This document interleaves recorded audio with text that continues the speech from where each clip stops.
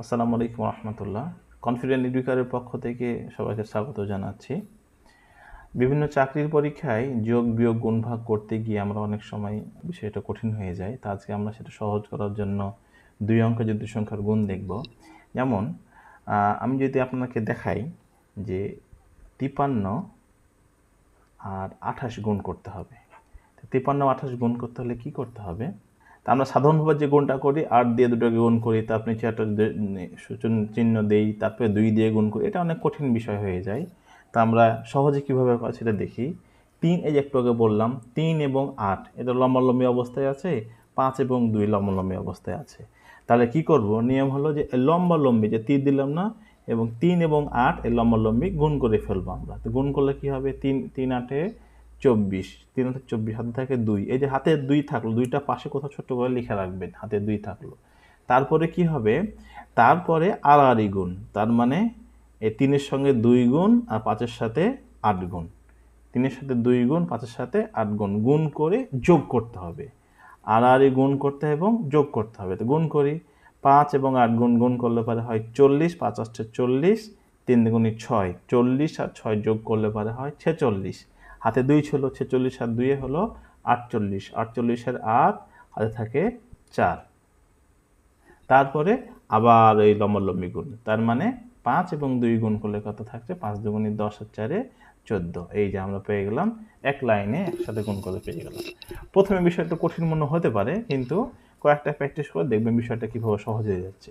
আমরা আরও একটা দেখি। আমরা আরেকটা দেখি যে কীভাবে আরেকটা করতে পারি।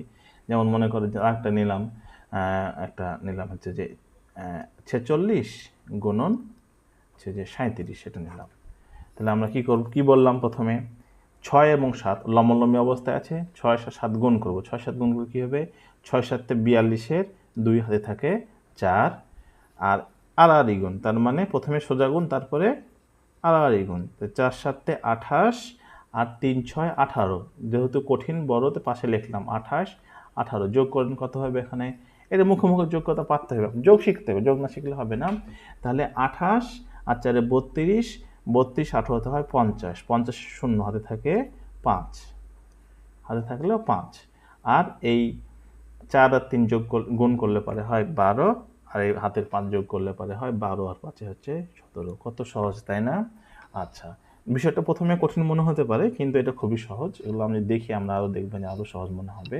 আমরা একটা চেষ্টা করে দেখি আরও কোনো পারি কিনা অঙ্ক। আচ্ছা, আরেকটা একটু বড়গুলো ধরি। যেমন আমরা এখানে নিলাম, প্রথমে নিলাম এখানে আমরা হচ্ছে 74, 74-এর সঙ্গে গুণ করবো আমরা হচ্ছে, একটা উদাহরণ দিচ্ছি যে 82 গুণ করবো। বড় বড় অঙ্ক নিলাম।